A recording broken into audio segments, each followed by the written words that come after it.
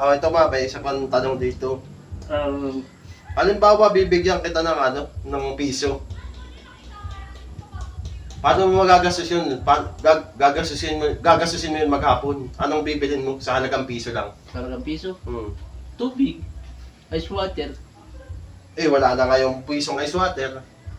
Ay, kalahati lang. Siyempre. Kaputo lang. Kaputo lang. Kung gusto mo kindi, wala natin yung kindi ngayon, piso. Kaya nga eh. So, naisip ko, pag binigyan ako ng piso na, na piso lang, Oh, bibili ko na lang siguro lason. bakit? Meron pa. Mabubuhay ka ba sa piso lang? Oh, Ano? huwag ka lang mamatay. Basta wag mo kalimutan huminga, no? Tapos, Huwag ka lang mamatay, okay na yun. okay na yun. May katanungan pa ako dito. Paano ka asenso sa buhay? Madali lang. Ano ba yung mga kaparaanan para masenso ka sa buhay? Di ba, may mga business ka ngayon. Oo. Dami mong business Ang ngayon. pag-asenso sa buhay ay magsumikap ka, abutin mo yung goal mo, tapos labanan mo kung ano yung sinasabi ng ibang tao sa iyo. Huwag mong pakinggan sila, basta abutin lang natin yung kung kailangan abutin natin. Tanongin kita, medyo personal to eh. Ano? Magkano ang net worth mo ngayon? Network? Yung buong kayamanan mo ngayon? Siguro, aabot Hindi. na yan ng... Sa totoo lang, napaka-successful mo na tao, ang dami mga business. Sigurado, yung ngayon ko, Oo.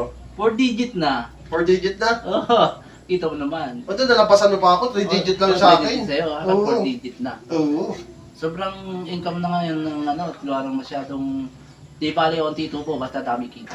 Ganyan naman. Hindi, magkano nga? Yung exact na net worth mo. Sa ng network to.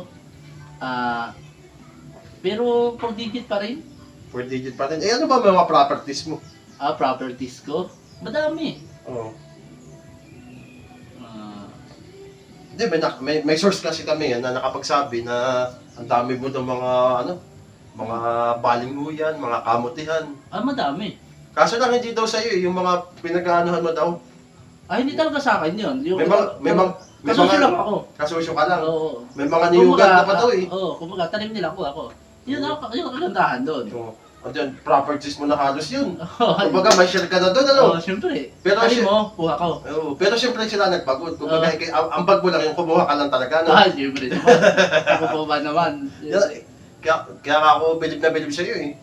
Yung hindi ka nakapagtapos pero ginagamit mo ng mabuti yung diskarte mo. Yan, the best. Pinapatay kita ko panyero. Ang galing mo talaga. Ang galing mo talaga. Kita mo naman, sa dami ng pinagpaguran nila, ako wala pagod, pero ako yung kumukuha. Oo, siyempre. Kumbaga ikaw ang aasenso sa mga pinagpapaguran nila. Siyempre naman, right ka dyan, right ka dyan. May nagtanong dito sa akin eh. Kailan ka uminom ng lason? Hindi ko ginagawa. Hindi mo ginagawa yan. Ginagawa ko dyan, padasok puwet. Ha? Lason? Oo. Padasok puwet. Para hindi masyadong sa balasa.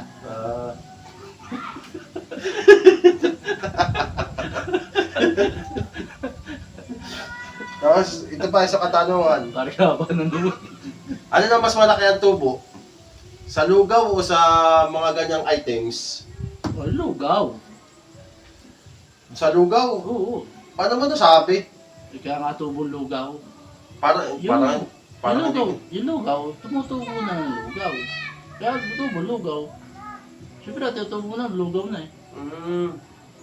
Pag yung mga ganyang items, barya-barya lang mo. Ito, tatanungin pa kita. Kasi dito makikita kung gaano ka katalino eh. Ano na mas malaki, addition o multiplication? Mas malaking addition. 1 plus 1, 11 na eh. Ha? Oh, 1 times 1. 1 times 1. 1 pa rin ang sagot. Pero pag 1 plus 1, 11 na yan. Ba? Pinagsasama yan. Sa bagay, talagang Dito naman. yan. Dito na po natatapos yung aming podcast ni Panyerong Mimak.